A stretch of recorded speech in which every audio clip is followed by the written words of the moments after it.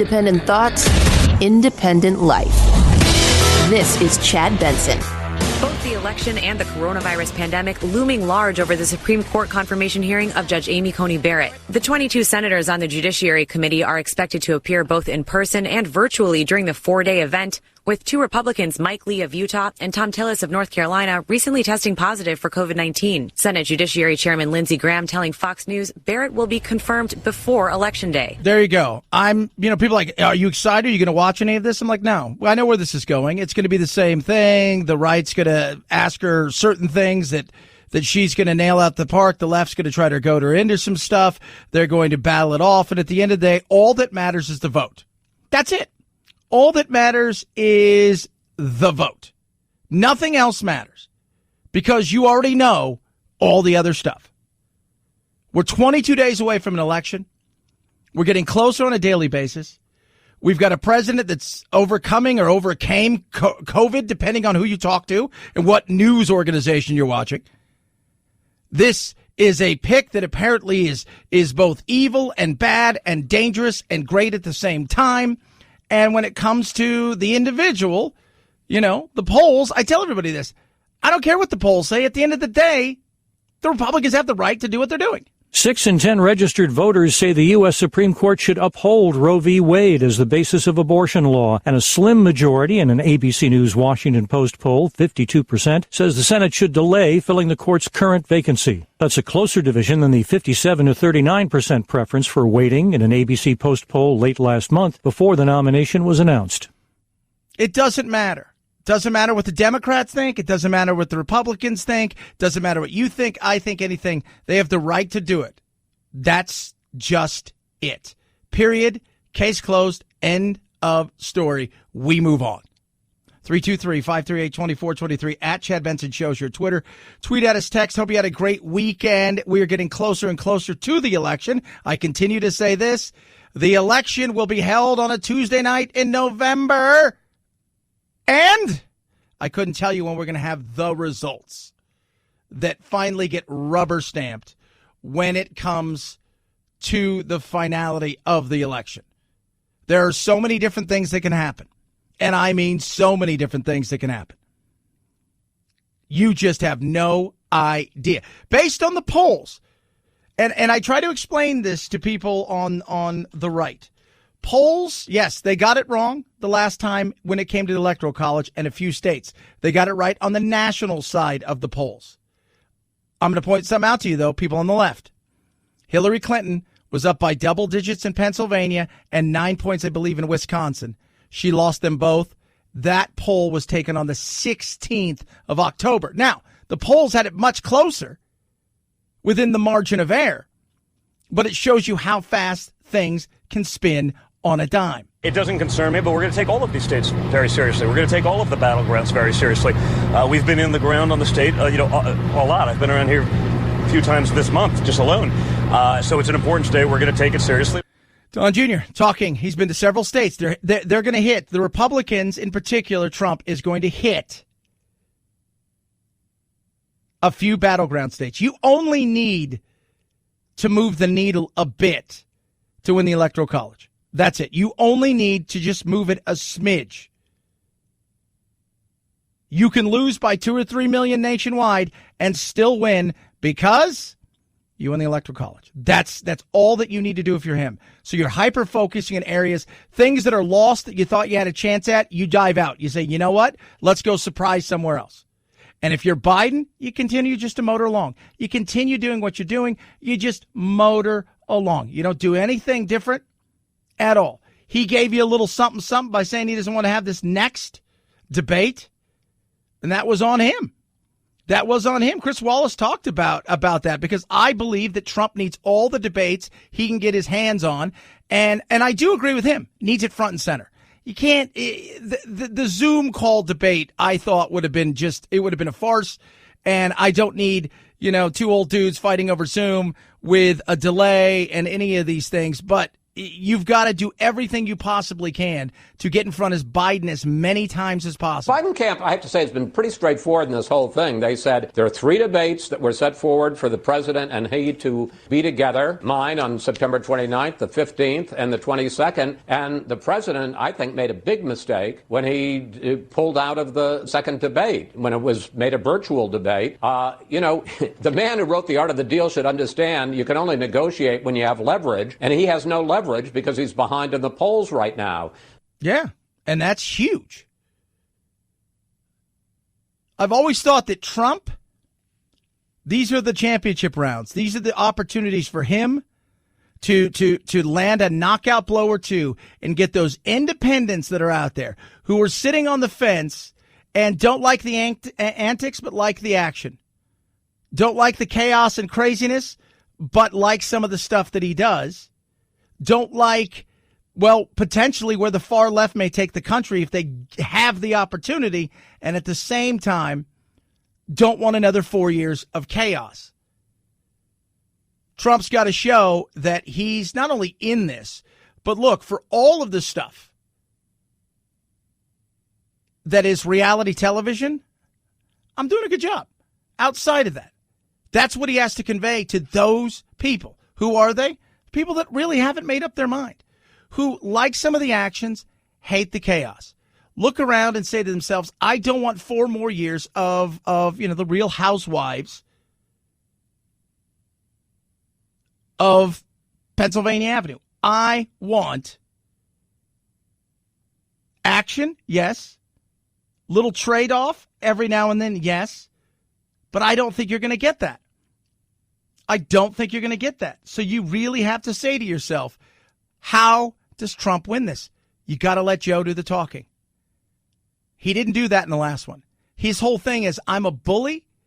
I'm which is, you know what? He came out there and he did what he wanted to do. The problem was, to me, that's the wrong strategy. To me. I talked to several other people who are also in the industry, not my industry, but the actual political world. And they said, if you want to win, you got to let Joe talk himself into a corner. You got to rope-a-dope him. And he didn't do that. He didn't give time for Joe to do that. And Joe will. I think Joe will. Because I think any politician, if you give him enough time, no matter what side of the aisle on, they're eventually going to go too far. They're going to say a bunch of things, and then you have a chance to counterpunch. He didn't do that. Will he have another chance? Yes, I can understand why he would have preferred an in-person debate to a virtual debate, but a virtual debate's a lot better than no debate, and that's what he's going to end up with on the 15th. And I think there probably will be a debate, one more debate on the 22nd, just as the commission always said. Yeah, I think there will be. But the question will become simply, is there enough?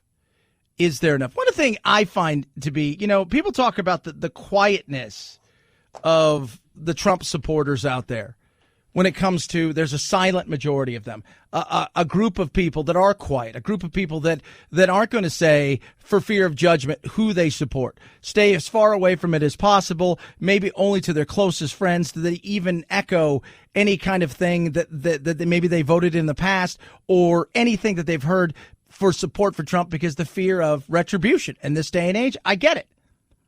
I do. In the cancel culture, bizarre world of you show support for somebody that the world doesn't like, then automatically you are a racist, you're a homophobe, you're a Nazi, you're all of these things. People get their mouths shut.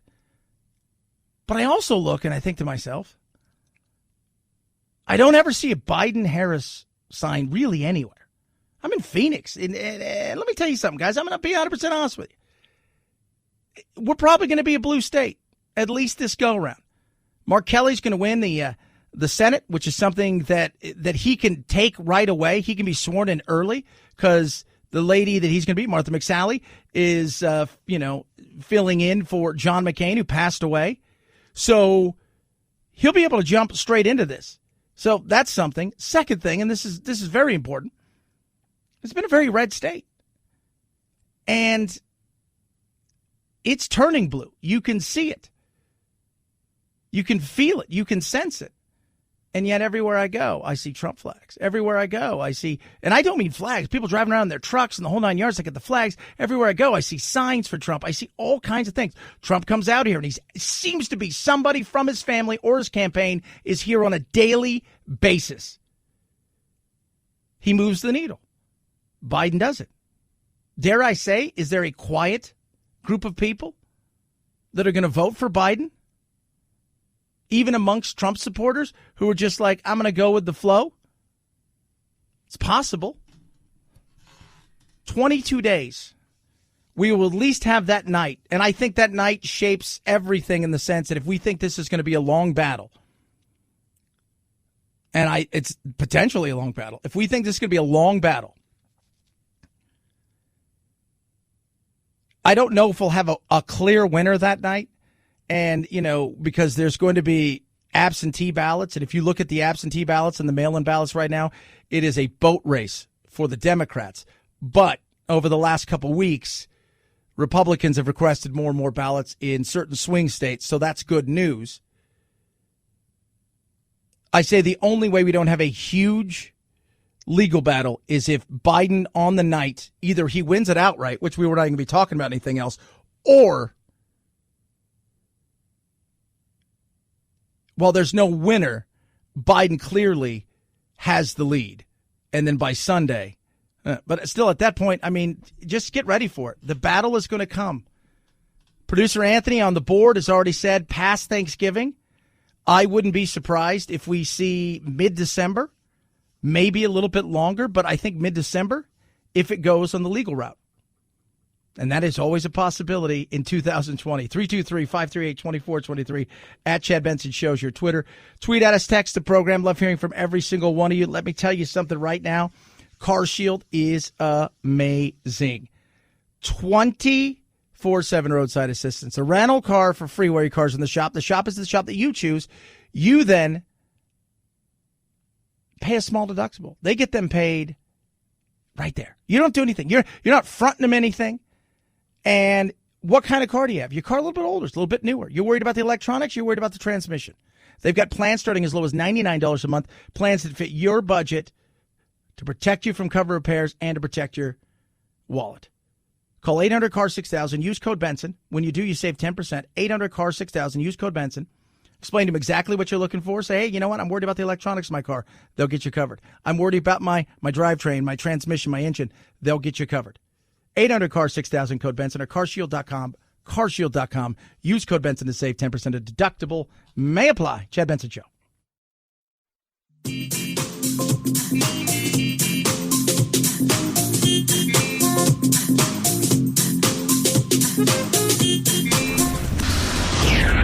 I usually don't get into politics. As an ordinary suburban housewife, I feel a little disrespected. I teach my children not to name call.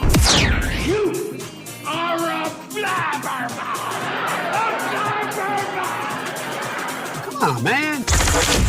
Guys, can we please keep the chatter to a minimum? Chad Benson. The president's handling of this virus is taking a political toll. Our latest ABC News Washington Post poll shows the majority of registered voters distrust what President Trump has been saying about the virus. 2/3 of them say he failed to take appropriate precautions. Yeah, that's not good. In the middle of a pandemic, and you're running for president of the United States as a rerun, if you will. Give me another 4 years, baby. Hire me back. And people are like, yeah, you kind of sucked at this. I don't know if anybody would have been good. I mean, all you have to do is watch one newscast compared to another newscast compared to another, and you're going to get different things. People come out, oh, Scott Atlas, this guy's a bum, and he's a psychopath, and he's all these things, and he's Trump's, like COVID whisperer, and he says all the different things. People are like, he's a nut job. And I'm like, well, have you read the Great Barrington Declaration with people who aren't nut jobs, if you will? And I don't think Scott Atlas is, but he's just got a different view. And they're like, you know what? We need to get out there. We need to live our lives. We need to not only get out there, but we need to understand that the way that we've handled this is damaging physically and mentally to a lot of people. And they want a well-focused protection approach comparatively to what we've had. I've been a big proponent of that since the beginning of this. I said, if you're under the age of like 60 and you're in pretty good health, you need to live your life and you need to keep the economy going and you need to do the things that you need to do. If you are in a high risk group, whether, you're 15 or 65 or 85, whatever it is, you need to take precautions, and we need to focus on the elderly and the people that are at high risk, and everybody else needs to get out and live their life. By doing so, we can live with this thing, around this thing, and through this thing in a much better way. But it became so political. Trump was guilty for some of it. The left is guilty for some of it, that if you even suggested something like that, you wanted people to die. Essentially, you were leading them to slaughter, which you and I both know is a bunch of crap. It is. If we're to go on what the World Health Organization says has happened, this, while deadly, as is any infectious disease, right? You get the flu, and more people, and they talk about this in the. If you've not read it, I'm going to post it. If you've read this, they'll tell you how much deadlier this is for kids. I mean, how much more the flu's deadlier for kids than this is. But those things don't matter. But if you go by the World Health Organization that says 10% of the population has already had this, well, if 10% of the population has already had this, then the numbers that we're seeing put this just a little bit above the flu. So we have sent our economy back to the Great Depression era levels in a lot of different things over something that, while deadly, is not as deadly as we were told. So when you sell that thing as long as you can, what's the last thing you want to hear? The CDC and the World Health Organization coming out and go, guys, we got it totally wrong. This thing was, at the end of the day, it was not, they're not going to sell that to you. They just tank the world's economy. We know more about it. We understand it better. We understand who's at risk. So now we need to hyper-focus on those and start to get back out there and live our lives. We can social distance. We can do the things we're doing, but it's time for us to start living our lives and opening up. 323-538-2423 at Chad Benson Show's your Twitter. Tweet at us, text the program. Love hearing from every single one of you. Happy day. Chad Benson Show.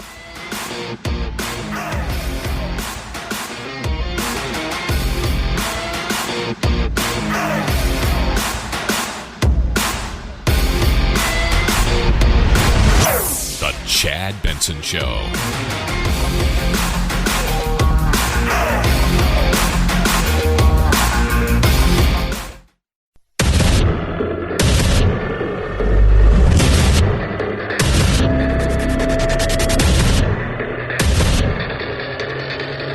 Independent thoughts, independent life. This is Chad Benson. The bottom line is Justice Ginsburg, when asked about this several years ago, said that a president serves for 4 years, not 3. There's nothing unconstitutional about this process. This is a vacancy that's occurred through a tragic loss of a great woman, and we're going to fill that vacancy with another great woman. Lindsey Graham there. Earlier from the SCOTUS hearings. Lindsey had some interesting stuff, by the way. Could we just say he's had quite the weekend? Quite the weekend. It's been all over. Supposed to have another debate. That went south. Said some bizarre stuff. Like, wait, what? Like, I don't even know what this is about here. But he starts going off the rails about blacks and conservatives. I care about everybody. If you're a young African American, an immigrant, you can go anywhere in this state. You just need to be conservative, not liberal. What? What does that mean? You need to be conservative but not liberal to go anywhere? I care about everybody. If you're a young African American, an immigrant, you can go anywhere in this state. You just need to be conservative, not liberal. Conservative, not liberal. Just remember that if you're in South Carolina. Just conservative, not liberal, as long as if you're black or an immigrant. If you're white, you can go anywhere you want. Just feel free. Doesn't matter your party. But if you want to go anywhere in the state, like anywhere, if you want the key to anywhere, be a conservative. It's not been good for him. 323-538-2423 at Chad Benson Show is your Twitter. Tweet at us. I don't know how he's going to do, but I do know this. The Republicans are having some serious issues.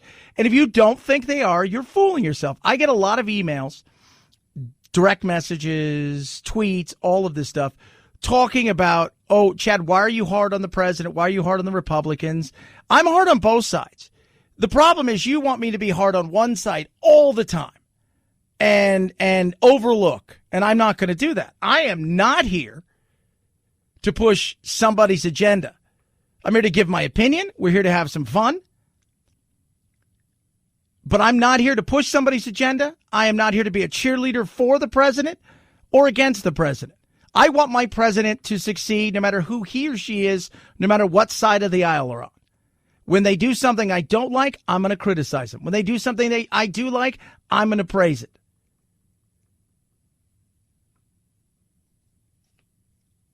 I'm not here for the rah-rah. And people get mad. They think you're on talk radio. It should always be, hey, you're talk radio, so it means you got to be super right-wing. Wrong. I'm independent. I take every issue as it comes to me, and I look at the data, I look at the facts, and I go from there. Remember, nothing is perfect. In life, you know, it's the 70-30 kind of thing. If we can get 70% of the people to buy in on this because we think it'll benefit the 70% of the people or 80% of the people, you're never going to get something that is going to benefit everyone. It's just never going to happen. But you've got to look at all of it. And the Republicans are, you know, like, the reality is they're in some trouble. They are in some trouble. And I'm not talking about just Donald Trump, Lindsey Graham, Susan Collins. Here, Martha McSally. You look across the country, Senate, because when I look up, I say there is a good chance they may lose 3 or 4 Senate seats, the Republicans, and the House will be strengthened by the Democrats. And then what happens if Donald loses? That is a possibility. It is also a possibility they lose a couple Senate seats, hold on to a few other ones narrowly, and at the end of the day, President Trump is still there. The House is the same or a little bit strengthened, and the Senate is near dead even, but with Pence, you win. That's a possibility. Huge. But at this point in time, it just feels like there's the opportunity for the blue side of the aisle to have a good run. But as we all know, we like to grab and pull back. So we love to give people a power. Right? Like, so here it is. What's your power? Well, we're going to give everything to you. We're going to give you the House. We're going to give you the Senate. We're going to give you the presidency. And then you go and you do something, and we're like, that was too much. We're going to take some of that back. We're going to give you back. We're going to give them back the Senate. Or we're going to give them back the House. Maybe it's a tie in both. I mean, that's what ends up happening. We take it and we give because we don't like one side to have too much power. I hear over and over, Democrats win, the world's coming to an end. I'm like, where did you get that? Well, because of all the things. You think that they're going to win and they're going to get everything they want. It's not the way it works. It isn't. Because us voters are a fickle bunch. Us voters are like, no, that's too much. That's a bridge too far. And it's not like it's 70% in the House and 65% in the Senate. It's just not that way. So you don't need to sway a ton to stop insanity from happening. What did we talk about last week? If you go and look at history about who does better in the economy, which, as we all know, it's the economy, stupid. What is it? Democrat president, House, have both chambers. Republicans. Oh, why? Because there's give and take. You go look and see what happened. Great expansion, the way we did things with Clinton. Why? Clinton was president, what happened? You had Newt Gingrich. You had the Republicans. The contract with America. Hey, that was nice. It was nice, right? You go and look at Obama for all the chaos and craziness. Same kind of thing. Even over the last last couple years, we've had a little bit of a mixture. But to think that the nation is coming to an end because one side has it or not. I remember Trump became president, and we joked about it like, day one, no nuclear war. A lot more peace under Trump than people thought. A lot more peace. We're not invading anybody. Obama bombed hell out of everybody. Got us into Yemen, got us into Syria, got us into Somalia. Libya. Let's just keep going on. Dropped 20,000 bombs. Go look at his record. People are like, wow, that was a lot more. Didn't close Gitmo. Didn't bring our troops home. Trump's done a lot of that stuff. Has there been chaos? Absolutely. But everybody thinks if their side loses, that somehow America perishes.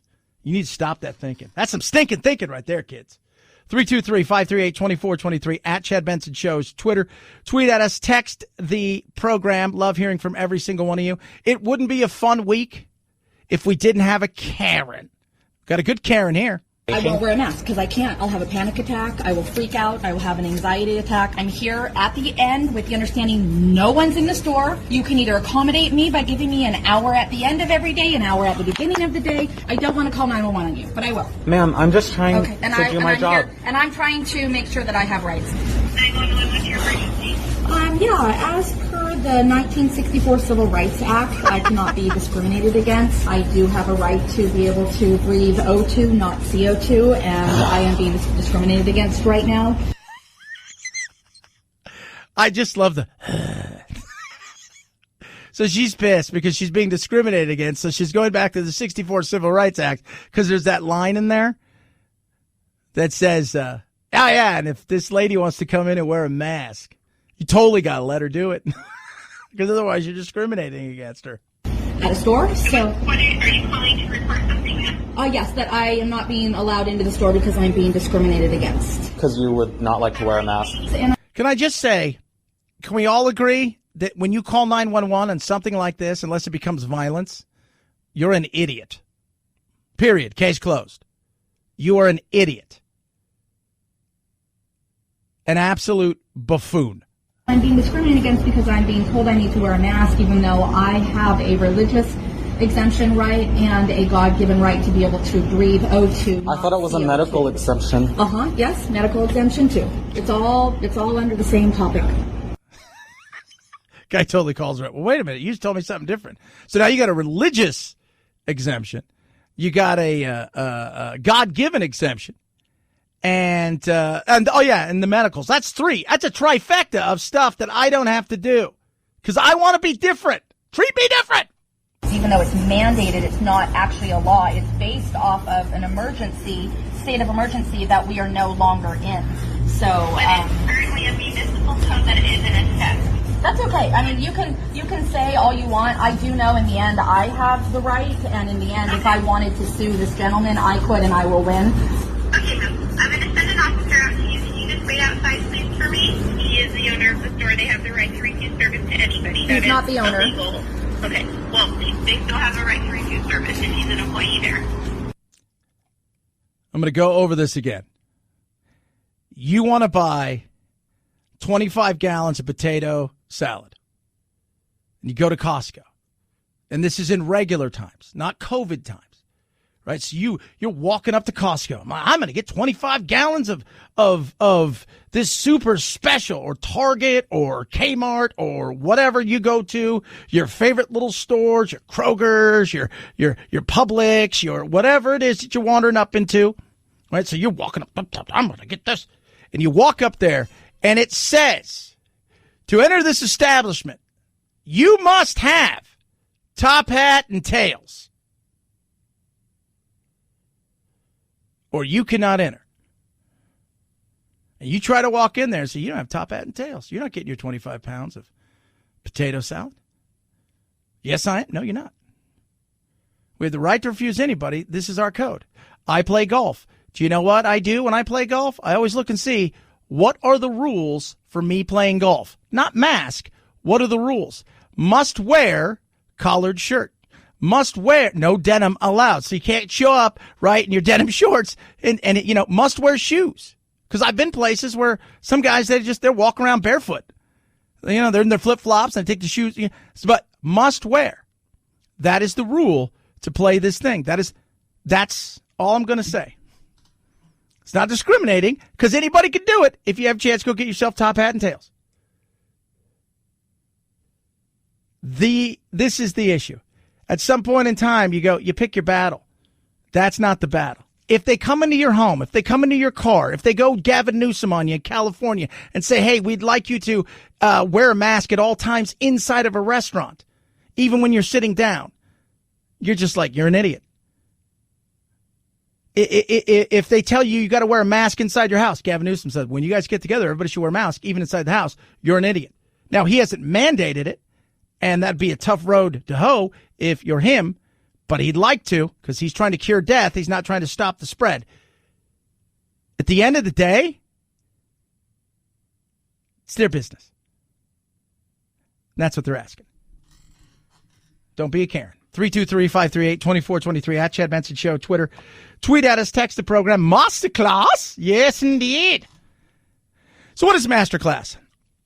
I use it, wide range of topics, and you get classes taught by the world's masters in their field. Everything from learning how to skateboard with Tony Hawk to Annie Leibovitz teaching you photography to you name it. I mean, Karl Rove and teaching you politics with David Axelrod. You've got, just everything you can think of. Wolfgang Puck teaching you how to cook.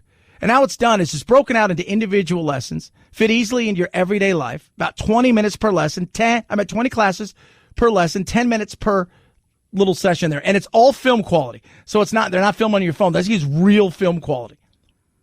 And you just go at your own pace. So I eat it up. I go on there, and some days the stuff that I'm not interested in the sense that, like some of this stuff, I'm like, I'm really interested in this because this is part of my hobby and maybe I'd like to take it further. Other things I'm just interested in, and you get sucked into it, and things you may not even think about. Poker, man, I got sucked into that. Watch out. It's fun. Absolutely incredible. Do it at your own pace. Your phone, your tablet, your smart TV, your computer, doesn't matter. 85 classes ranging from world-class instructors from Wolfgang Puck and all of them. You're going to learn some amazing stuff, and they've got downloadable materials, workbooks, exercise recipe, and so much more. Right now, 15% off. You get unlimited access. Go to masterclass.com/Benson, masterclass.com/Benson. Save 15%. Masterclass.com/Benson. Chad Benson Show.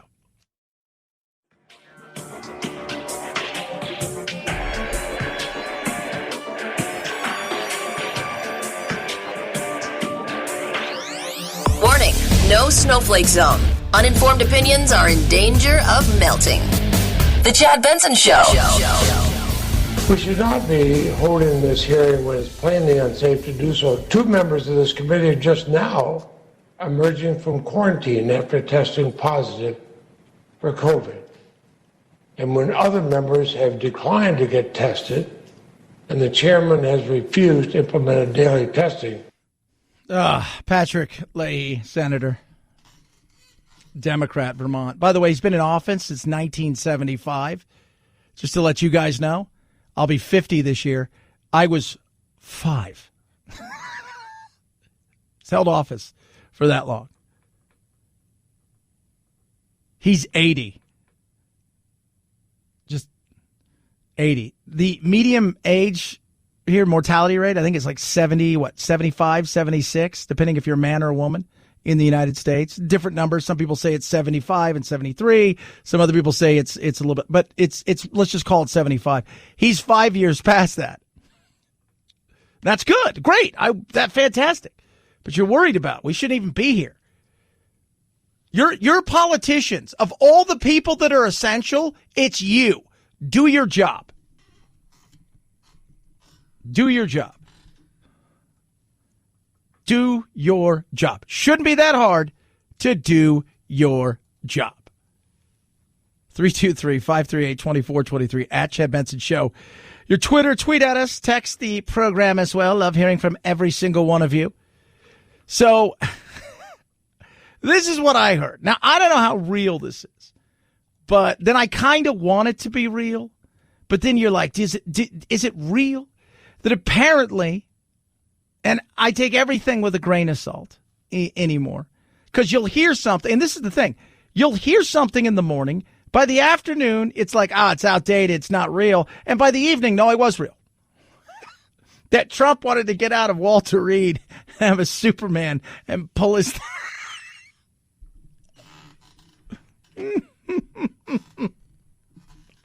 I don't even... Amateur hours described. Like, you would get my laugh. I'll laugh the hell out of that. But I don't think you're winning anybody's vote. Now, if you'd have done a cartwheel, I might give it to you. But no, I'm sorry. I'm glad somebody, if that was true, and again, I always say if, because we'll never know all of the reality of Trump's presidency until he's gone and everybody's able to speak freely about the chaos and the craziness behind the scenes and how some stuff was very real and how other stuff was just a bunch of baloney. But if this was real, the Superman thing, come on, you can't tell me it doesn't make you laugh a little bit. Again, amateur hour in some ways, but he's all about branding. Follow us at Chad Benson Show, Twitter and Instagram. It's the Chad Benson Show. This is the Chad Benson Show.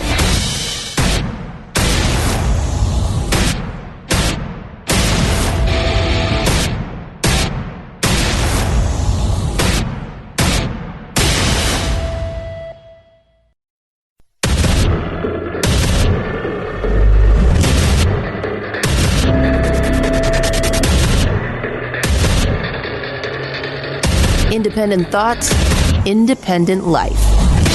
This is Chad Benson.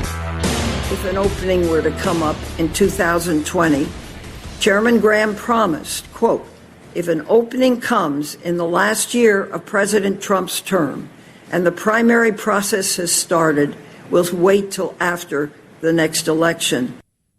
Oh, so he lied. He's a liar. Day one of the Amy Coney Barrett pretend confirmation hearing where they fight each other. They yell at her. And the right praises her. And at the end of the day, all that matters is the vote. That's it. I'm not going to cover it. People are going to cover this nonstop. All that matters is the vote, and we're not anywhere near a vote. So I'm just going to leave it at that. And it's, you know what they're going to say. They're going to criticize her. You repeal Roe v. Wade. You're gonna do this, you're gonna do that, you're gonna do this, you're gonna do that. And then over here on the right, they're gonna be like, you're gonna strengthen religious freedom argument, you're gonna protect the Second Amendment. And at the end of the day, they have the right to do this. So what he promised in 2020 from 2018 doesn't matter. From 2016, doesn't matter. None of that matters because at the end of every day right now, Trump is the president. The Senate still belongs to the Republicans, and they have the right to do what they're doing. People are pissed. People are angry. People are upset. I get it. But they have every right to do what they're doing.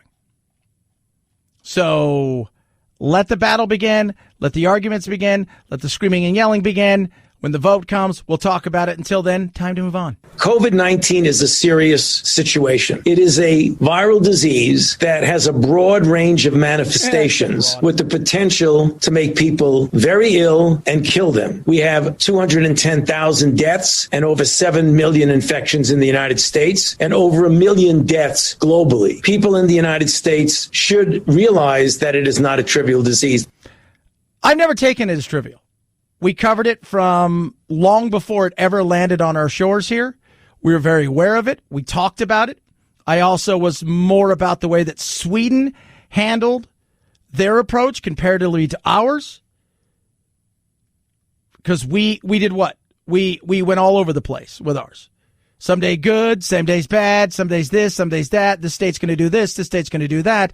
And we then had combating science politically more than anything else. Just remember, he went on TV in February, late January, early February, said there's nothing to worry about here, as did several other prominent politicians.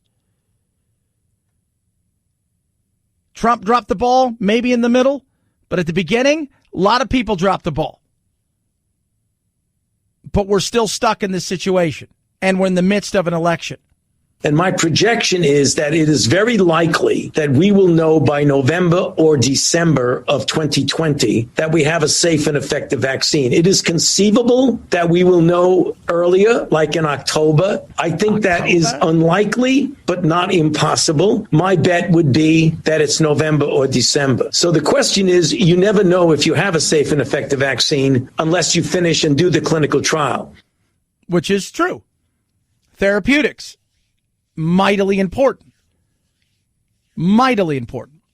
You know, Trump got his Regeneron, which is the antibodies. I know that Eli Lilly, along with Regeneron, are pushing to get emergency use of this. He says he's cured and he's immune. They're like, slow down. Hold on a second. Right? Just step back for just a second. But from what we know is that the median time of antibody development to COVID-19 is around 14 days after symptom onset, and the president is currently around 10 days after symptom onset. Also, his recent use of these synthetic monoclonal antibodies complicates the clinical picture. So his statement of having immunity is standing on very little science, and I would not confirm that it's fact. But he seems to have gotten through this thing fairly quickly, which is a bonus. We want that. How much longer, though, can we last? And I'm not even just talking about the financial side, because I think if you look and see how just absolutely crushed we are on the financial side, depending on where you are in America, some places have weathered it much better. Other places are staring down an abyss of massive debt on top of massive debt, not being able to cities and states, not being able to do anything in the coming months and years with no revenue because they've gotten to the point where the shutdown has become so long and so hard that you have no idea what's coming and no end in sight. And you've got politicians who are they looking at the full data?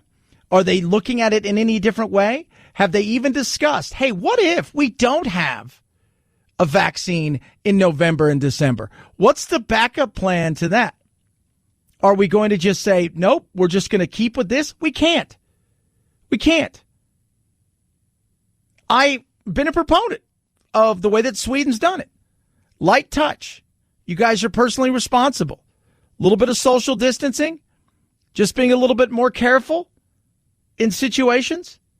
But you have to live your life. And the people who are vulnerable, which Sweden admitted at first, it spread much faster than we thought, especially amongst the elderly in homes.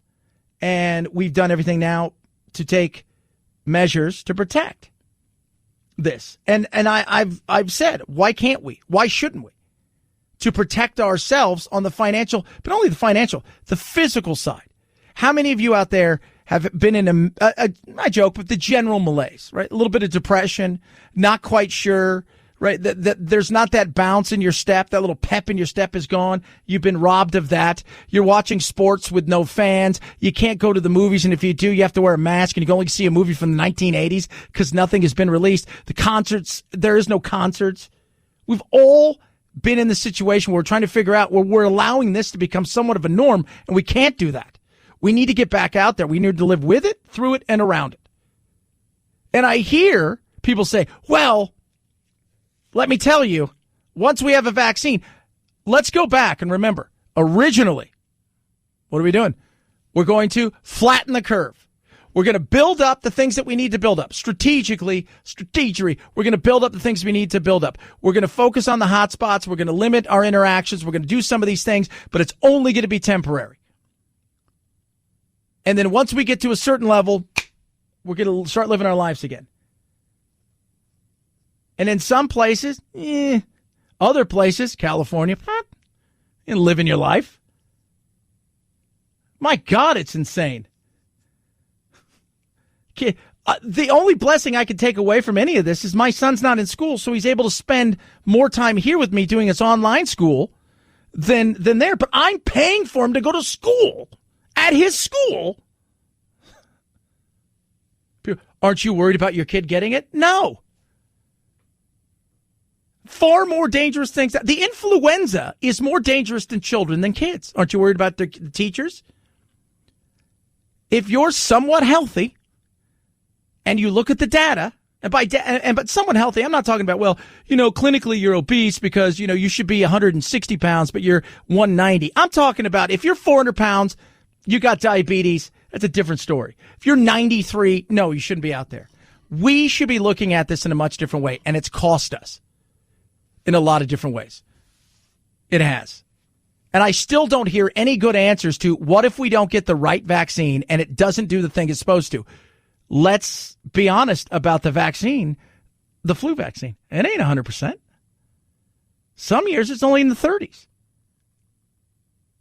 Can we go another year living like this? I don't think so. Not in this way.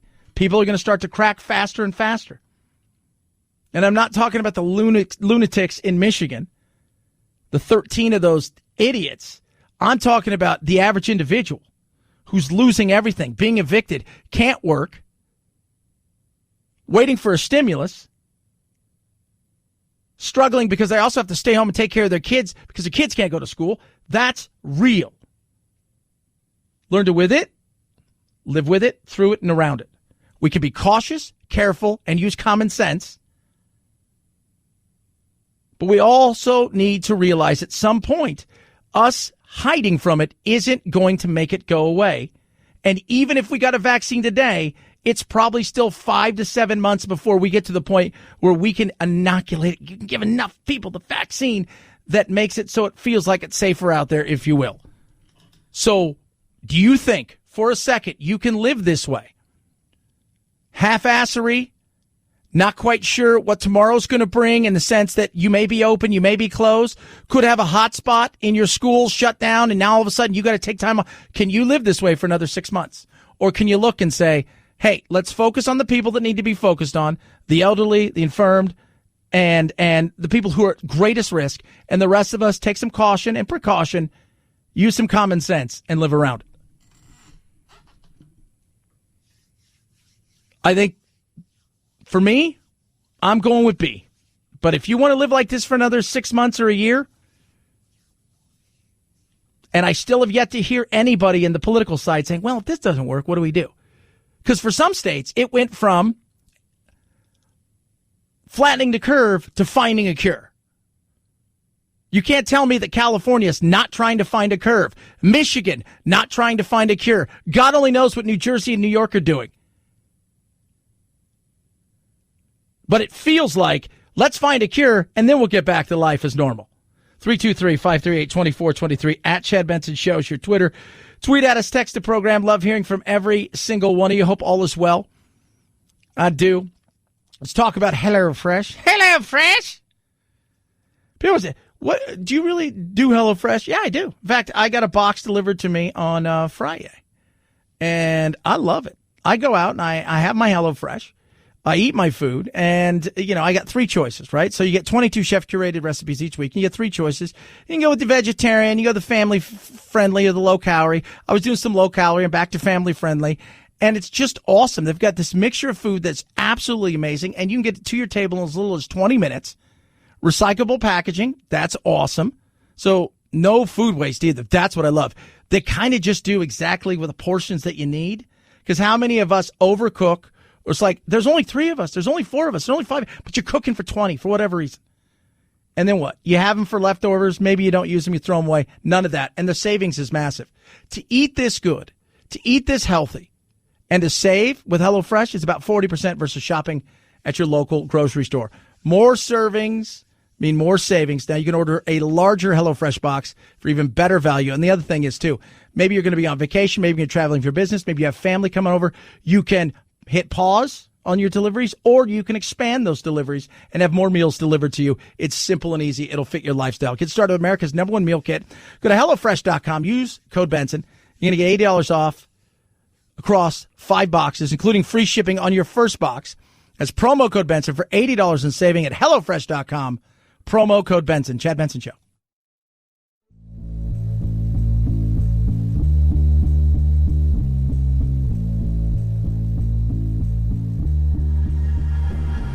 Hashtag me too. Hashtag immigration reforms. Hashtag help. I'm trapped in a hashtag factory and I can't get out.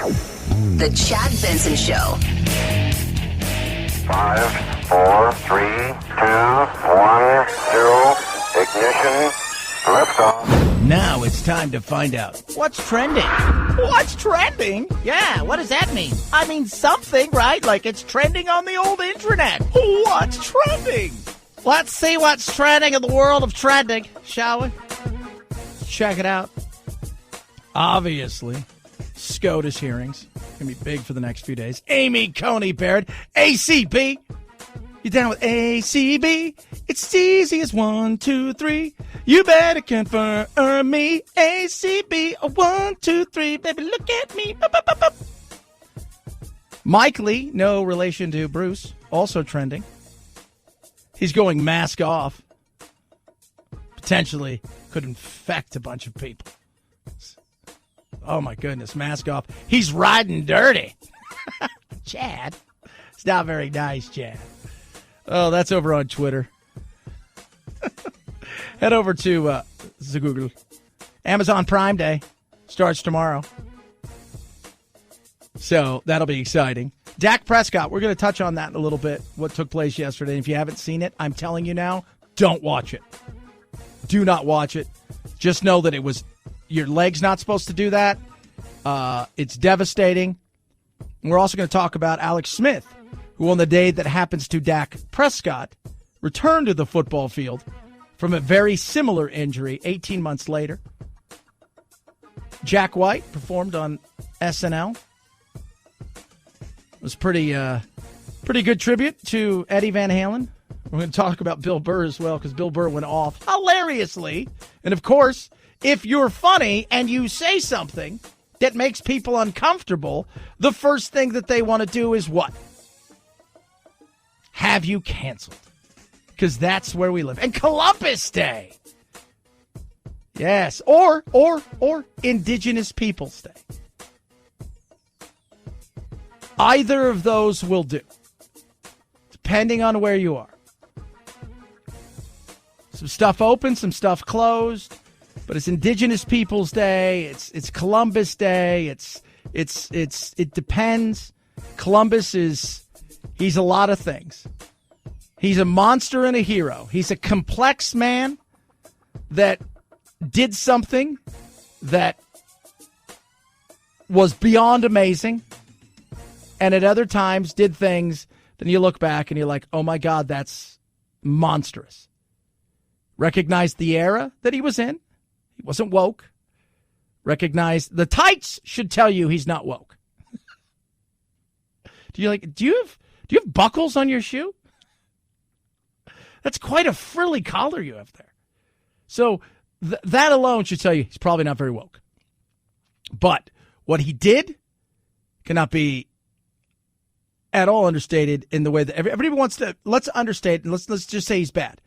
Let's do it as much as possible. And he's evil. It's far more complex than people realize. But yeah, there were bad that went with it. Absolutely. Absolutely. It was a savage, fierce world back then with little knowledge and lots of fear. And awful, yes. But some of the stuff he did, when you look back, you're like, ooh.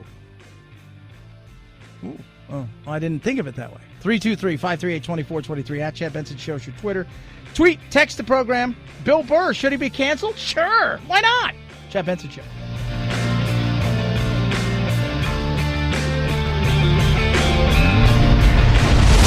The Chad Benson Show.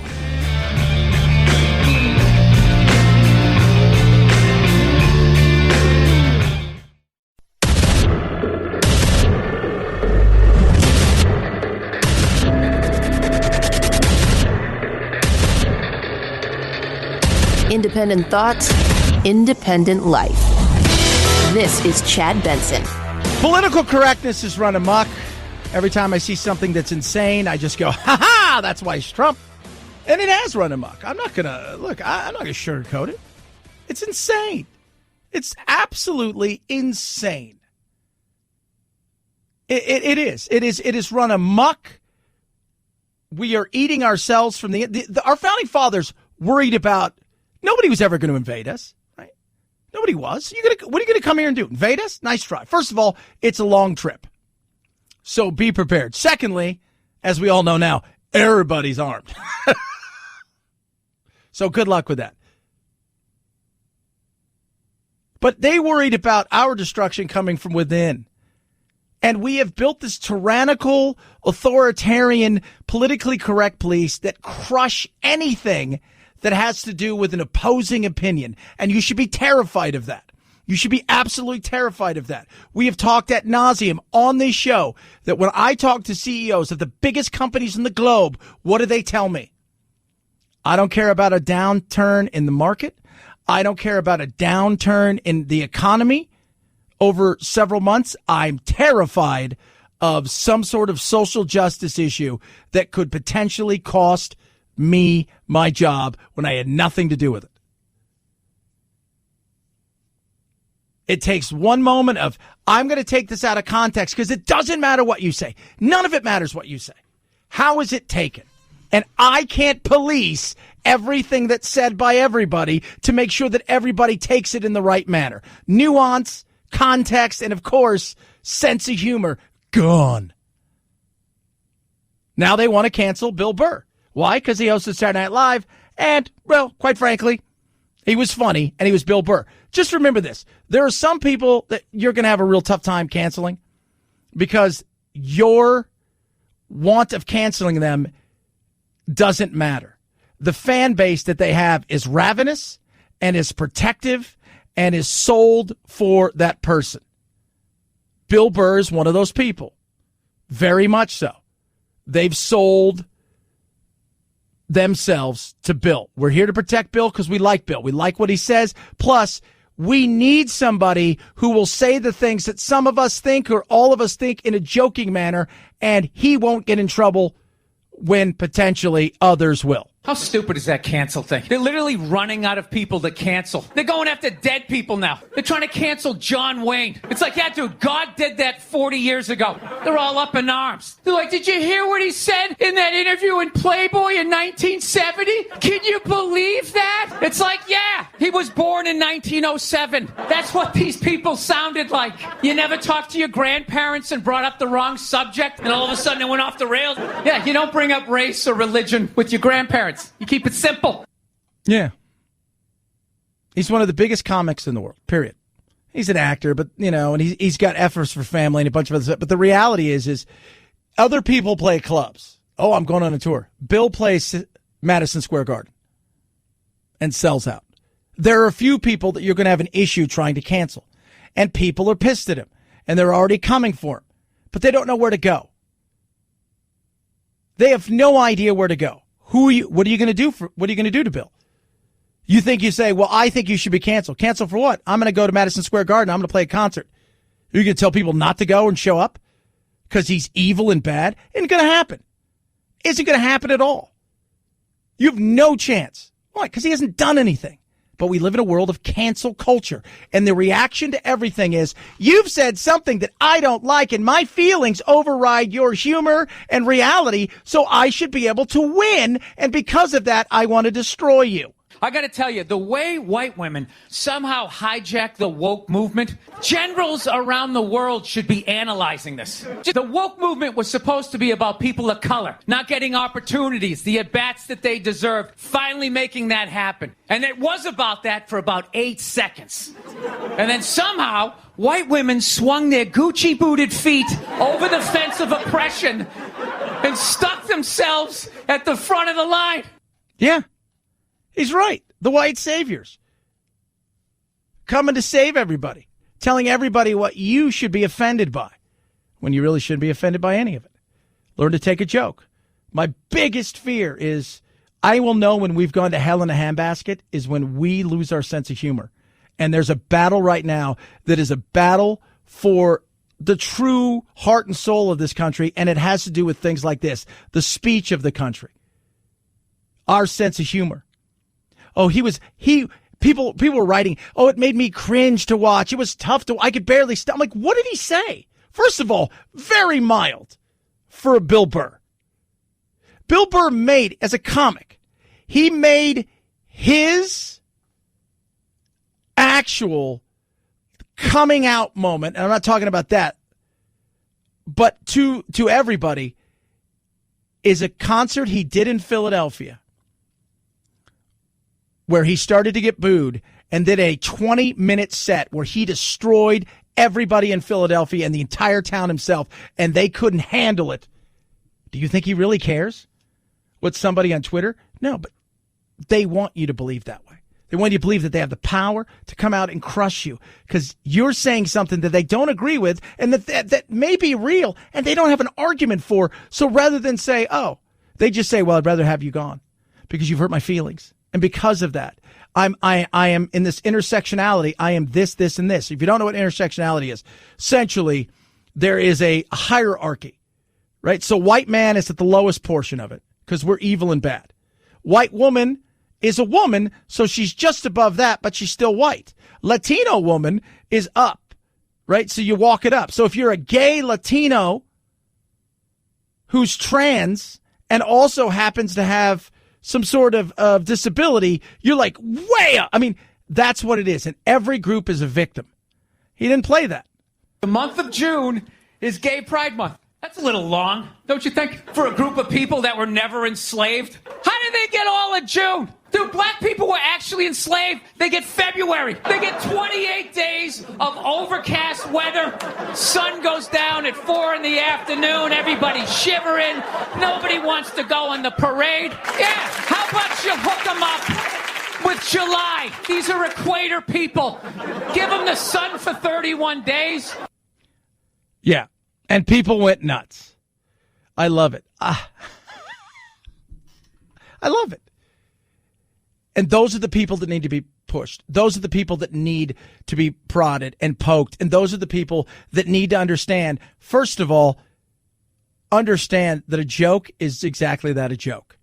And that a lot of what he's saying has very real truth in it. It makes you uncomfortable because you understand that. You understand that. You understand that a lot of what he was saying about the wokeness and the white women and this college educated, I can't believe how uber white I am and how amazing I have things, so I better make everybody understand how bad I feel about it, is hilarious. And of course, people rip him. He's always been trash. Tweets the feminist next door. Jokes were in poor taste, not as funny. As a gay man in an interracial relationship, my God, in the hierarchy of things, you're climbing up. We were both offended and turned the channel. Who approved that monologue?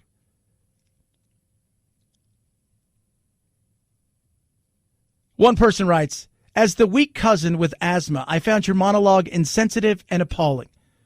You don't know what it's like to live with this disease, especially the age of COVID. It's not a joke. It's scary.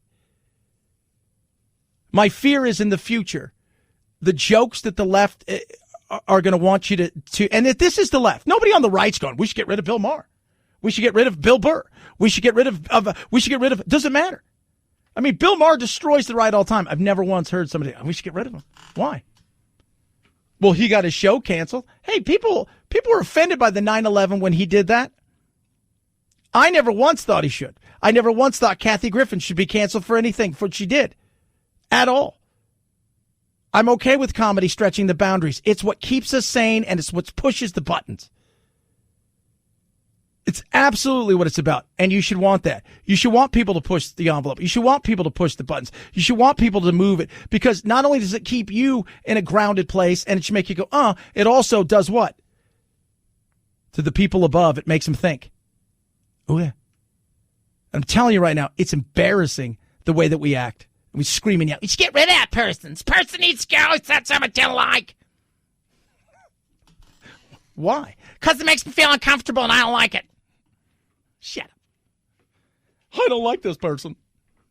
Get him to go. Doink, Scoob! It's what you should be doing. It's pushing the envelope. You don't like it? We live in a country where we have 5,000 channels. Turn the channel. But I can guarantee you, if a comic went on who was on the left side of the aisle, and by the way, Bill's pretty much, he's none of those things. He didn't care. He's just out to do his thing. But if you had somebody on the left side of the aisle destroying every single right side of the aisle, Christian conservative person, you'd cheer him on all day. But you know what? The right side of the aisle is not asking you to be canceled. And if they do, they're idiots. They are. These are the things that we should be thinking about when it comes to freedoms and speech in this country. The cancel culture is real. The indoctrination at schools where you don't allow the other side of the aisle to have a place at the table to speak their mind, to have their voice heard, is nuts. And if you're afraid of somebody else's argument, that's because you know your argument's weak, and it's all about feelings and not fact. 323-538-2423 at Chad Benson Show is your Twitter. Tweet at us. Text the program. Love hearing from every single one of you. You can't even say some things now that are based in absolute truth. Not even a joke. Like, let me give you the truth. Let me give you the facts. You can't even say that without somebody going, I know it's true, but I don't want it to be, so for that you should go. Really? Like, that's so I told you the truth, and because you didn't like the truth, you decided that somebody should go. Interesting. Is that the world you want to live in? Thinking not. I'm thinking not. My pillow. From all the chaos and craziness, I think everybody should take advantage of the BOGO. Right? So let me tell you a little bit about My Pillow. First of all, the Giza Dream Sheets. If you don't know about this, so I have them on my bed. They're amazing. Best cot in the world. Most comfortable sheets ever. They fit. They've got deep pockets. You don't have to worry about flying up and doing all. They got all kinds of different colors, but it's breathable Egyptian cotton. It's ultra soft, and it makes a difference. 60-day money-back guarantee, 10-year warranty, available in a wide variety of sizes and colors. You can find your Giza Dream bed sheets at mypillow.com. Right now, use the promo code Benson, and you receive 2-for-1 pricing, plus free shipping. Go to mypillow.com, grab that BOGO, buy one, get one free, 2-for-1, low pricing on the Giza Dream bed sheets. Promo code Benson, mypillow.com, promo code Benson, Chad Benson Show.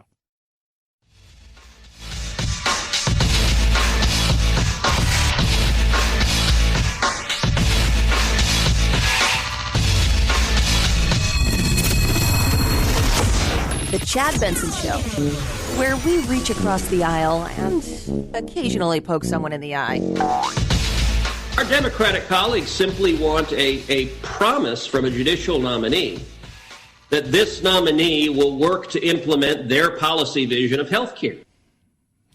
Ted Cruz, SCOTUS, Amy Coney Barrett. Hearings are today. Snoozapalooza. That's what I've been calling it. Snoozapalooza. Yeah, it's a little snoozapalooza. Let's just get to the thing. Let's just get to the vote, because we know what you guys are going to say. First of all, you're not. You watch any of it throughout the day. Go back and look at some of the highlights. All they're doing is arguing with one another. It's not about her. It's about them. And especially for some of them who are in a very bitter race, see Lindsey Graham and a few others, that it's more about them getting their sound bites, having their say. We know where this is going to go. When the vote comes, I'll wake you up. But it's if you listen to any of them, this is about them. And what have we always said on this particular program? That hearings that matter take place behind closed doors. The stuff that's going on outside of there is more about the people asking the question, never about the people answering said question. When Justice Ginsburg passed away on September 18th this year, Senator McConnell said that very same night, and I quote, "President Trump's nominee will receive a vote on the floor of the United States Senate."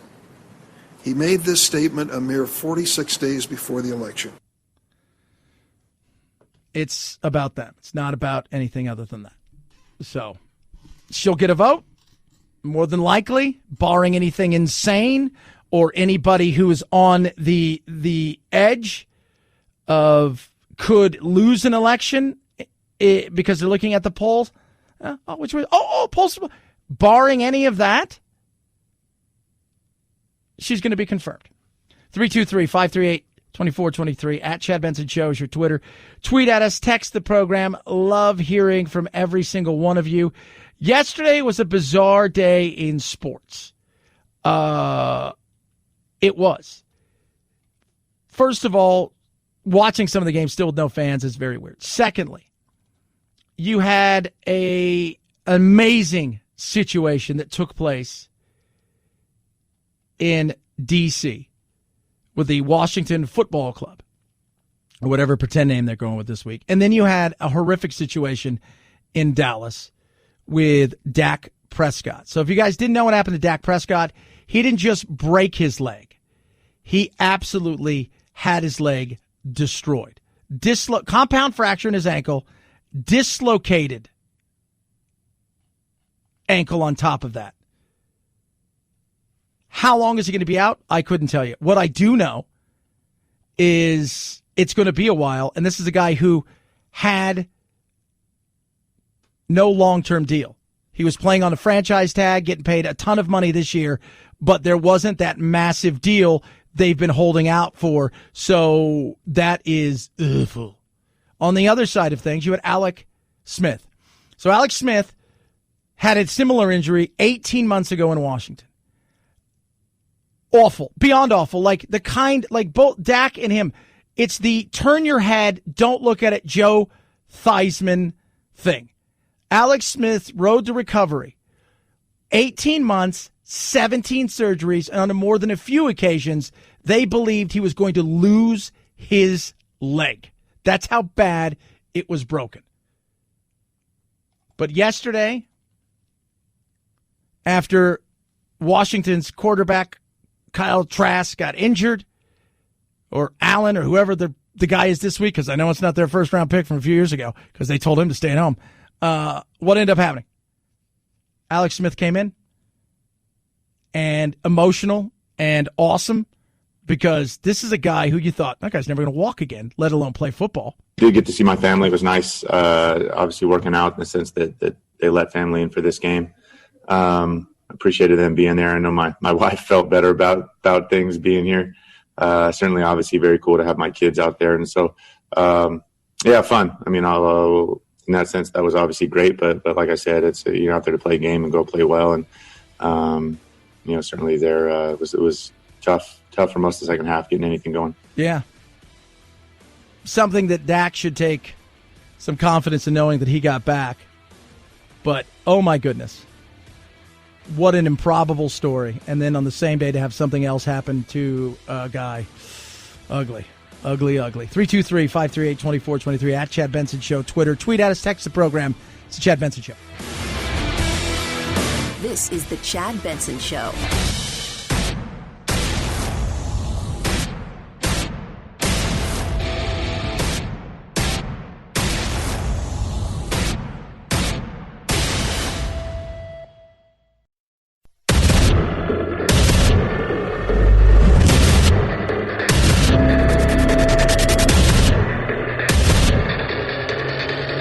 Independent thoughts, independent life. This is Chad Benson. Nancy Pelosi's package is ridiculous. It has money for illegal immigrants. It doesn't have a dime for the PPP program that saves small businesses. It requires ballot harvesting. It has got policy provisions that are just dangerous for the country. It's not about the money, it's about the policy. Trump's right to go big. Nancy Pelosi's package is a liberal dream. It's not about COVID, it's about liberalism. Not a penny for small business in her package. It's very interesting. That was Lindsey Graham right there. Did you guys hear that about Nancy Pelosi's package? It's crazy. It's a crazy package, Nancy. Oh, my God. Is that insane? We're trying to figure out what to do. Here's what Americans want. All right. So you don't want us to work, but then you do want us to work. Some of us are essential, others not so much. The people that are getting hurt the most are the people who everybody claims to care about the most, but who are used by both sides as an example. And as in some cases a cautionary tale, and in other cases they're turned into victims so they can be, held up like they're a victim. So vote for me because they're a victim. That's COVID. We turned a virus political. You go to a Trump rally, you probably get COVID. You're going to go to a rally that's woke? Probably not. Because it chooses? Is that it? Yeah, totally. It's nuts. It's nuts. You know what people want? Hey, guys, either open up or get us sorted out when it comes to a second stimulus. And that's it. Because if you're not going to let us work, if you're going to close businesses, if you're going to limit businesses to the point where being open essentially is worse than being closed because it's costing money, then it's time to figure something out. Now, I'm a big proponent of targeted help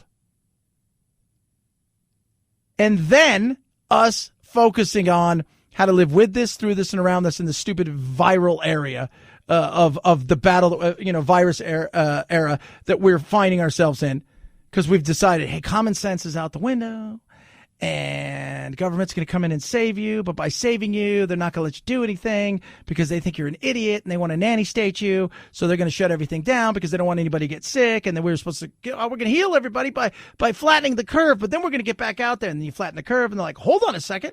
Let's find a cure before we allow you back out. Now you're sitting there going, okay, if you're in California, like, yeah, you can get a haircut as long as you get a haircut like out back or in a parking lot. It's nuts. It is. People want to work. Most people understand what the risk is at this point. Who is absolutely vulnerable and who is, even if they caught it, may experience some issues, but by and large, just like having a bad flu, it's not like the flu. It's like the flu. But it's not. But it is. But it's not. I get that it's not. But it is. You're going to have fever. You'll have upper respiratory infection, potentially. All of these are potential because a good 80% of people have very little to no symptoms whatsoever. We never talk about that. They only ever bring people on TV that have struggled with it. They don't bring somebody on and go, you had it? Yeah, I wasn't. I don't know. I didn't even know I had it. Well, what do you mean? Oh, I had to take a test to go to work. And they're like, oh, yeah, you got the antibodies. So I didn't even know I had it. They never have that person on television. Well, no, there's nothing there. So we know who it targets as far as the people that are most at risk. And why is this important? Because we have the economy that is floundering. We're trying to figure out what's going on. We've got a presidential race that's potentially going to go sideways. We've got the SCOTUS hearings going on right now. And people are still looking at unemployment to the tune of 800 to 1 million people a week applying. 30 to 40 million people unemployed or underemployed. Evictions, bankruptcies, go on. And confusion. What do we do? But you agree that a stimulus package needs to pass. There needs to be one, and you're hoping to do it in the next 3 weeks. I don't think the recovery is dependent on it. That's not what the Fed chair says. Job increases. Well, Fed chairs essentially, I think, saying the same thing. Targeted assistance would be a good idea. We've seen numbers across the board. Booming housing starts, supply managers for manufacturing and for services, automobiles surging, manufacturing. We think we created a new 700,000 jobs in manufacturing. These are really strong numbers. Those are strong numbers in some areas. The travel industry is destroyed. The service industry is struggling. There's a lot of things that are going on that we need to take a look at and how we can get those people through this with less damage that they have now. Through no fault of their own, they're struggling. That's the reality of it. We don't need a full stimulus. Not everybody needs another $1,200, $1,500, $2,000 check. Not everybody does. The people that need it and really need the stimulus, we need to target who they are. We need to focus the money in the right place so we can protect the elderly, the people that are struggling with comorbidities and can't work, have to be extra precautious. For the rest of us, common sense, a little bit of courage, time to live our lives.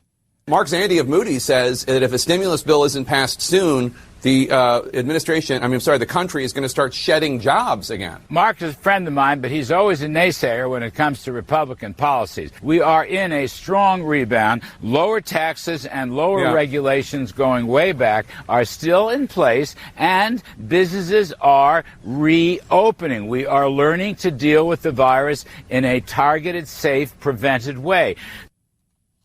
Larry Kudlow right there and Jake Tapper fighting. And here's the thing. Some of that's true, depending on where you live. You live in California. Remember, the fifth largest economy in the world is, in many places, L.A. County, right, up in the Bay, several other places. It's shut down. Now, for some jobs, some of the bigger jobs, you're fine. You can work at home. I love how there's always the people who get to work at home that think that they should know what everybody else should do. It's the lower income jobs, the people that are in the middle that are still essential, that still have to go to work because they have to put food on their table. They don't have a 401k. They don't have a job where they can do it at home, right? If you work at a fast food restaurant and you're an Uber driver, you can't do those out of your house. You can't. We're not learning to live with the virus, Larry. We just had 4 days in a row of more than 50,000 infections. The death rate is the highest in the world. But I want to clarify, living with the virus. 5,000 experts just signed a petition. These are scientists, these are doctors, these are healthcare workers who say we can deal with this virus going on while we're getting new therapies, we're getting new vaccines are coming around. It's not just living with the virus. Yes, we can get through this. We are not going to shut down the whole economy.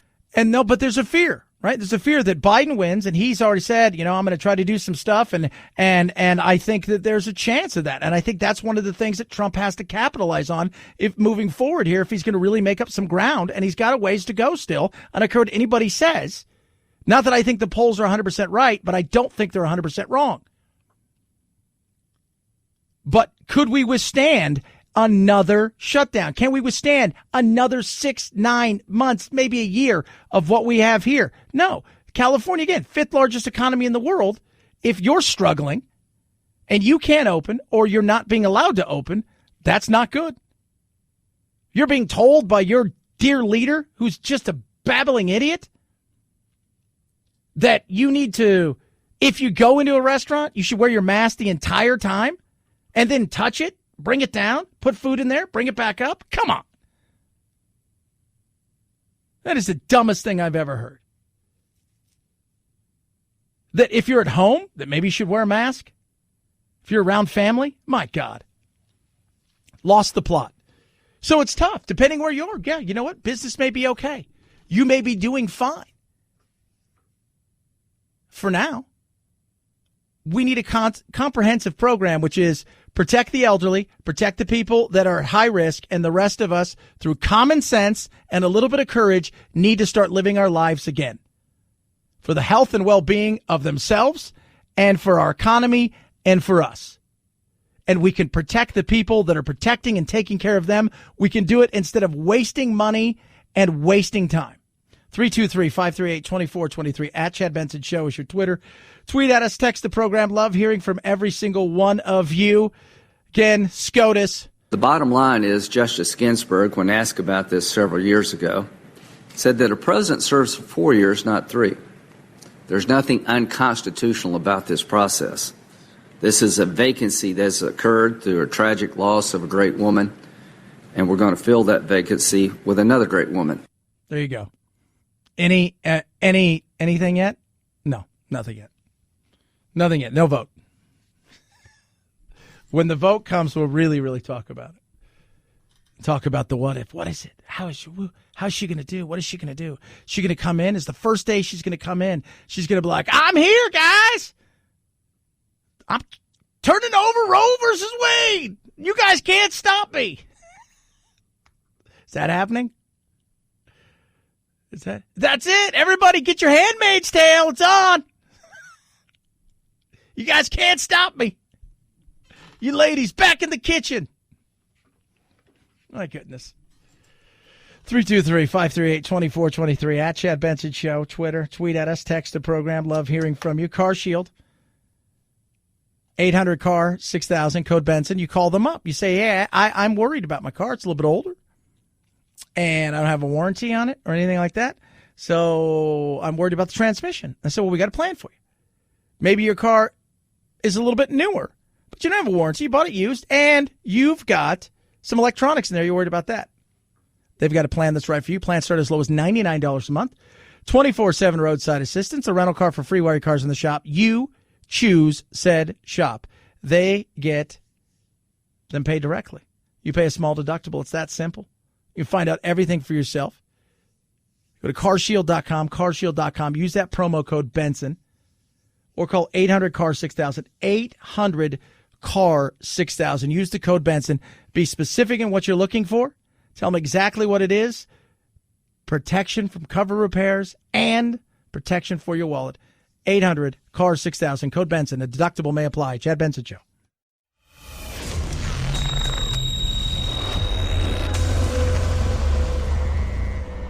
Deep states? No. Deep doo-doo? Yeah. The Chad Benson Show.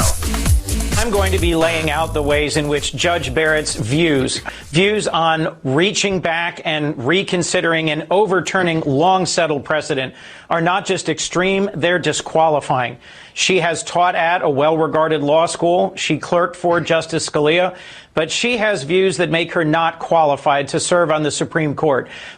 And she has views because her views are different than yours. That's the scary thing we're talking about. We've been talking about forever.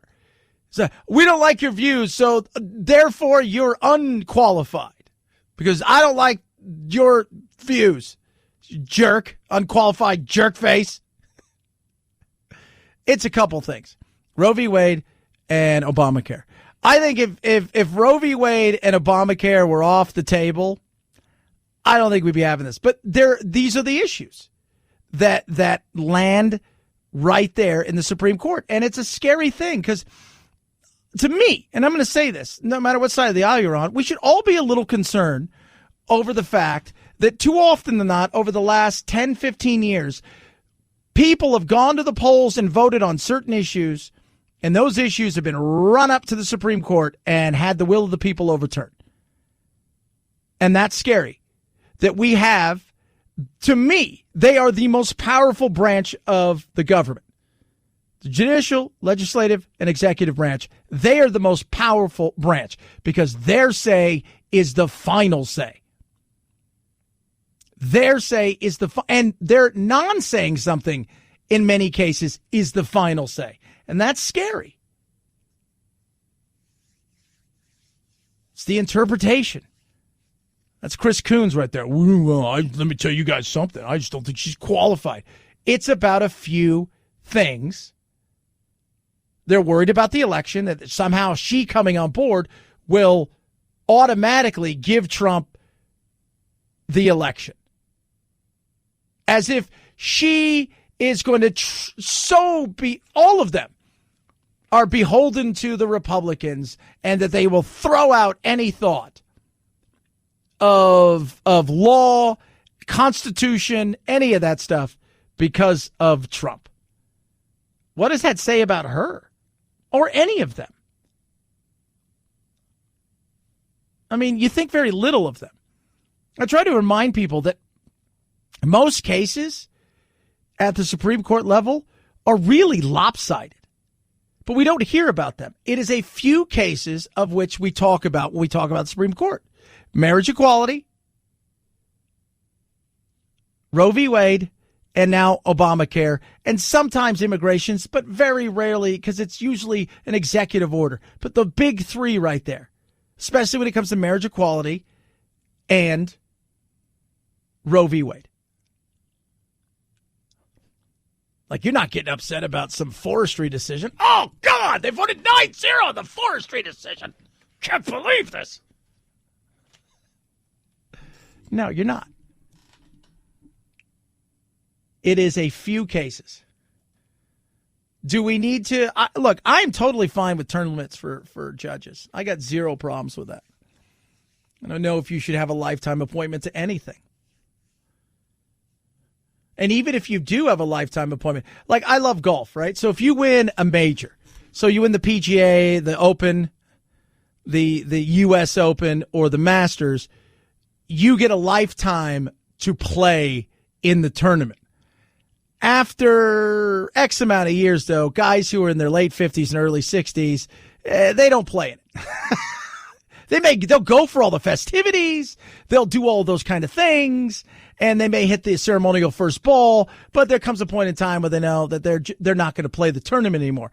Feel the same way about this. Maybe 15 years, 20 years, and then if I'm them, rather than court packing, that's what I look at.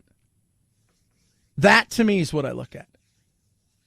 323-538-2423 at Chad Benson Show is your Twitter. I still think we should have 3 originalists, 3 of the left-leaning judges, if you will, and just 3 regular people off the street. Even for each case, you just go gather 3. Just bring them in. Chad Benson Show.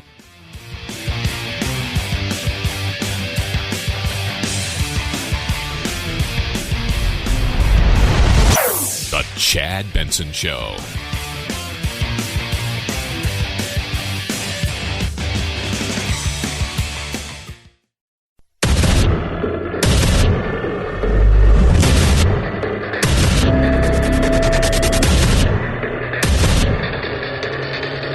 Independent thoughts, independent life. This is Chad Benson.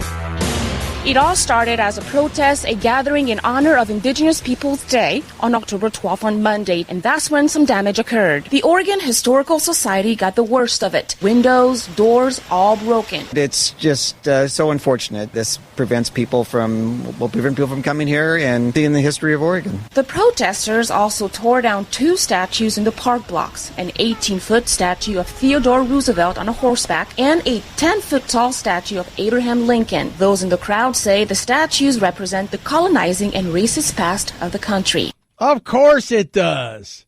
Day of Rage in Portland. They knocked over Lincoln's statue because he's such a Richard. Theodore Roosevelt. Get out of here, Teddy. Who do you think you are? At this point, we were chatting about this morning on the on a little producer call that we did.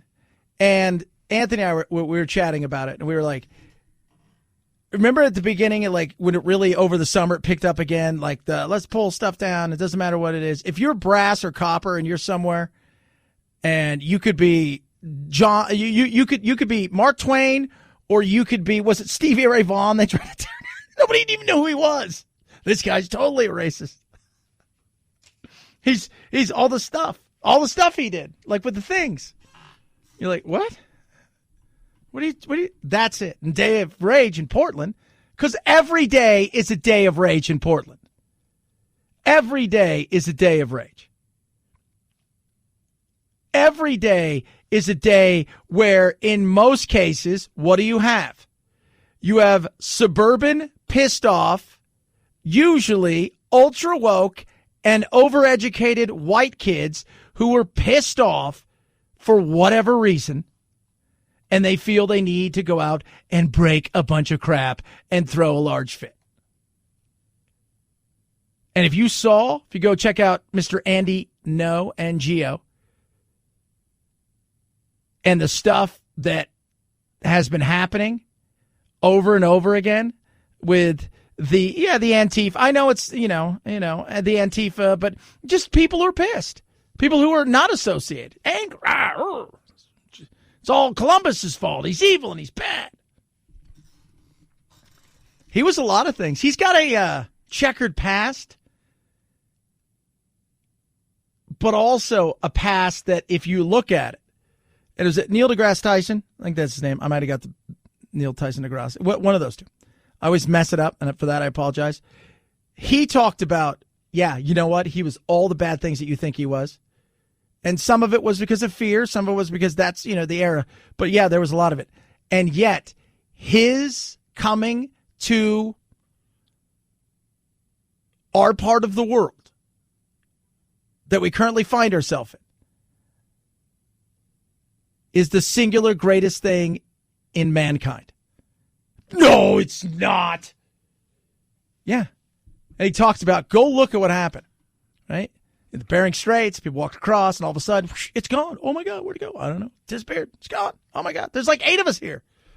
All right, well, we're going to head down to South America. Just you guys? Yeah, we're going to populate it. Just you two? He said there was like 8 families. And then 10,000 years later, lo and behold, here comes this guy. Whoop, sailing in a ship. Look at me, sailing in my sheep. And did he do some things? Yeah, that we look at? Absolutely, because he was not as woke as we currently find ourselves today. But it doesn't matter to a portion of people. Portland's a perfect example of what it doesn't matter. We're going to tear down Lincoln because he wasn't woke enough. He wasn't what he needed to be woker. He wasn't as woke as he should be. So we're going to light everything on fire because nothing says getting back at everybody for their whatever it is sin that they supposedly commit, like breaking stuff, tearing down statues, and burning down things. Why are you angry? What would you like? We want to abolish the police. Why do you want to abolish the police? Because they're bad, evil, and racist. Okay, so what are you going to have in its place? What are you going to put in its place? I'm curious. What? Because Minnesota, right? Minneapolis, they tried it. We're getting rid of the police. 2 weeks later, like, all right, this is not well thought out. Because the violence intervention counselor apparently doesn't want to go and intervene when violence is going down. So what are you going to put in its place? Who are you going to call? You're going to call LeBron James? Hey, congratulations on the championship. Is there any way you can get out here and stop all this stuff? No. Who are you going to call? I'm telling you. What are you going to do? That's where we are. We have lost the plot in so many ways. Do you think people of color, minorities, want less police? Yeah, of course they do. Hey, no, what they want is safer, better policing that has an understanding of the community and make sure that they take care of the community. And that includes making sure that crime doesn't happen. Because you can't build a safe, economically diverse, and upward mobile area without getting rid of crime. So tell me, Portland, what is it you guys want? Governor, Mr. Wheeler out there, what is it you want? Because, by the way, as woke and diverse as you are, they want you gone. So insane. Welcome to insanity. These are the things that we need to take a step back from and go, all right, hold on a second. I'm all about finding out how we bring policing forward, how we make it better for the community, how we modernize it in ways that we haven't thought of before. And at the same time, I am not for, let's get rid of the police because once we do that, things will be great. Remember Jenny Durkin and the Summer of Love? You seated 6 blocks to a bunch of lunatics, hippies, freeloaders, and mostly young adults who didn't want to grow up and get a job and have to pay taxes and live in the real world. And what did you get? The first thing they did was put up walls, start questioning and asking for everybody's papers, and then you got killings. That sounds like fun. 323-538-2423 at Chad Benson Show is your Twitter. Tweet at us, text the program as well. It's going to be very interesting to see what takes place with Trump doing his rallies, back out there again, going on and just getting on out there. But, you know, as we all know, Trump evokes emotion. And when people get emotional about stuff, they tend to see the wheels come off their bus. The rails start to go wibbly wobbly, and, well, the terrorist Trump must be defeated, must be destroyed, must be devoured at the ballot box. And then he and his enablers and his supporters and his collaborators and the Mike Lees and the William Barrs and the Sean Hannitys and the Mike Pences and the Rudy Giulianis and the Kyle Rittenhouses and the Amy Coney Barretts must be prosecuted and convicted and removed from our society while we try to rebuild it. And to rebuild the world Trump has nearly destroyed by turning it over to a virus. That was Keith Olbermann. Didn't sound a lot. He sounds like he's a little stuffy. So we now not. So let me get this right. We have to prosecute them and remove them from society. Does anybody else find that just a little frightening?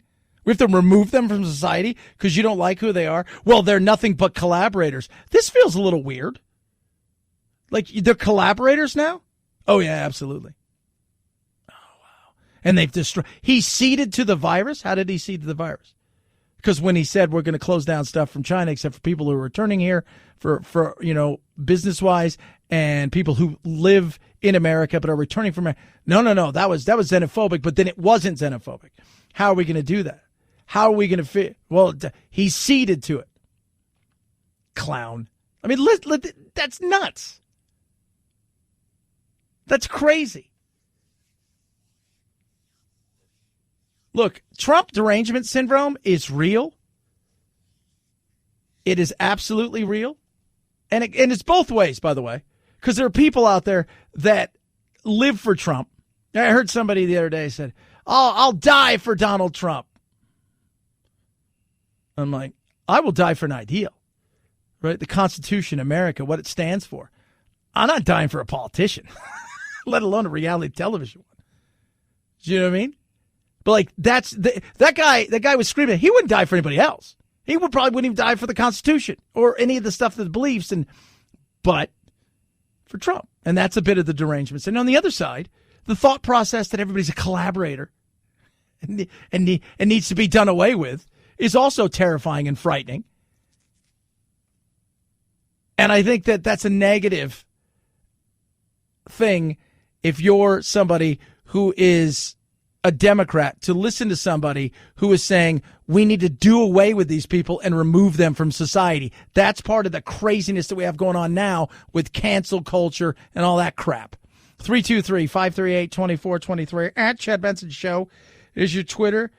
Tweet at us. Text the program. Love hearing from all of you. Rough Greens. How rough are they? Very rough. And tasty. So, Rough Greens. My dog Doodle. We talk about it. Doodle is about 11 years old, 10, 11 years old. We thought he was younger when we first got Doodle. We thought he had a little hitch in his giddy up. Lo and behold, find out he has fatty tumors and he has arthritis, and we try everything. We don't know what to do with him. So as a last-ditch effort, we tried Rough Greens. It's not dog food. You just sprinkle it on top of your dog's food. It's got vegetables, vitamins, minerals. It's got probiotics, omega-3, 6, 9. It's all of this stuff that brings your dog's food to life. And what it has done for him is changed his life. He is happy. He is bouncy. He runs all over the place. He chases the puppy. Yes, even chases Winston sometimes, but then finds out that's not a good idea. I'm a big iguana. Is not a fan of that. But it's changed everything. We give it to our puppies, and they love it. And it is truly amazing. If you care about your animals as much as I care about mine, you care about your pups, this is the best thing you'll ever do for them. $14.95 for a 2-week jumpstart. That's it. Less than $15. See it for yourself. Put it to the test. It's just simple and easy. You go to roughgreens.com/Chad, RUFFgreens.com/Chad. You'll see a picture of Doodle and I, or call 833-MyDog88, 833-MyDog88, $14.95 for a 2-week jumpstart. Roughgreens.com/Chad. Rough Greens, we make any pet food better. Chad Benson Show.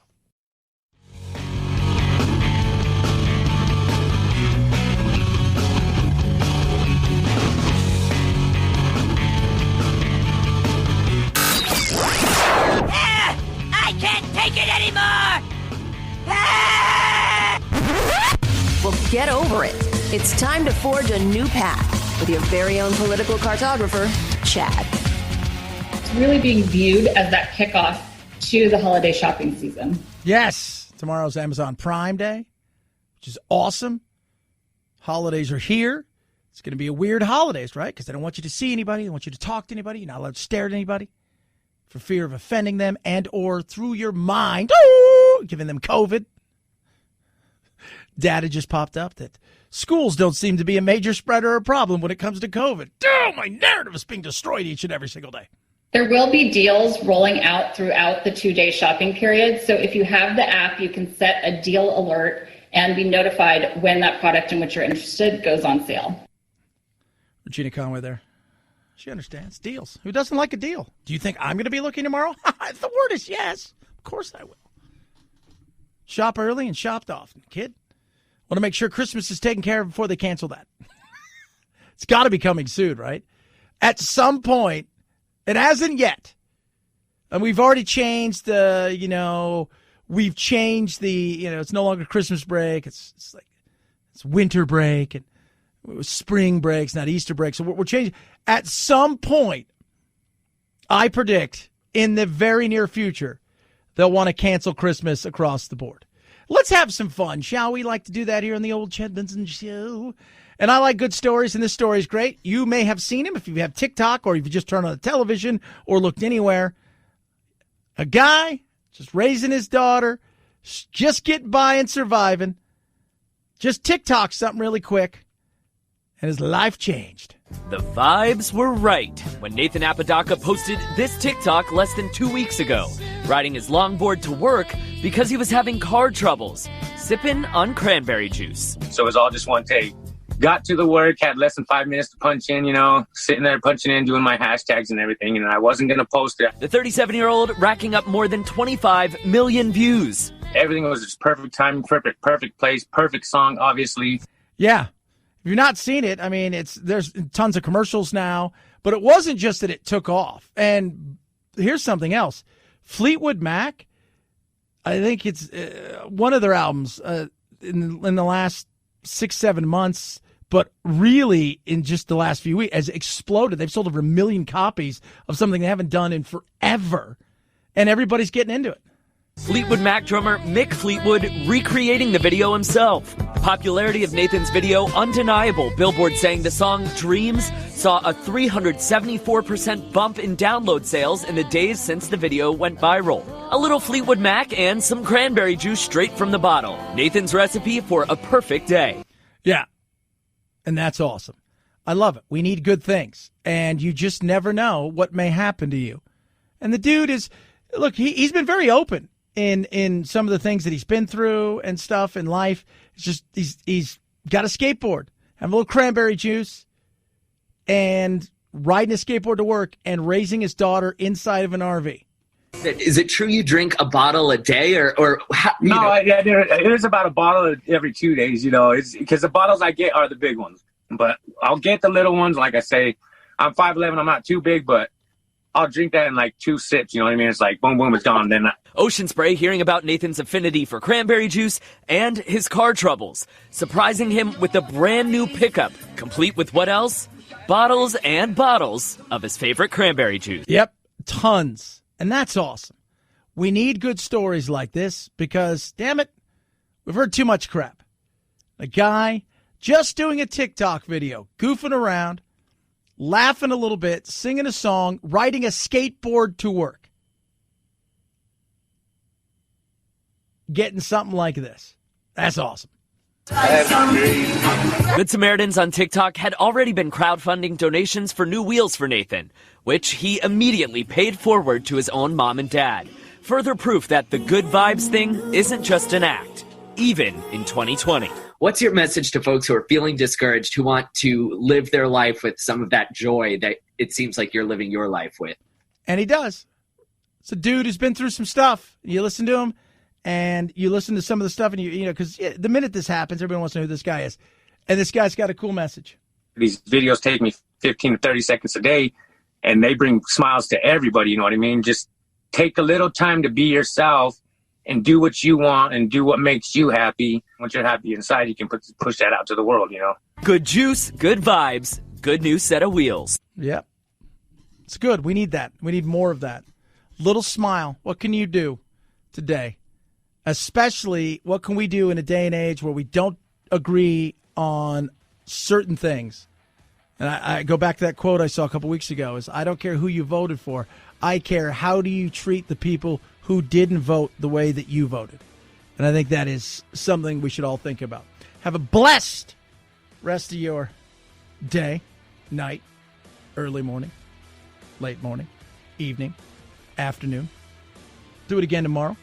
323-538-2423 is the direct text line at Chad Benson Show.